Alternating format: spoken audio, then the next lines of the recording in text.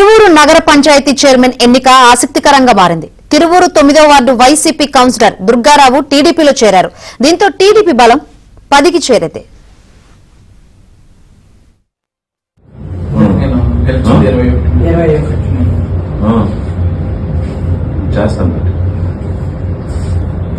Next భవిష్యత్తు కూడా మీకు ఇబ్బంది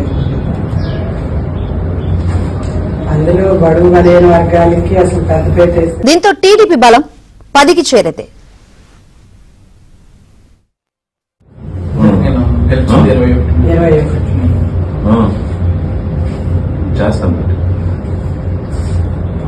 నెక్స్ట్ భవిష్యత్తు కూడా మీకు ఇబ్బంది అందులో బడుగు బలైన వర్గాలకి అసలు పెద్దపేట.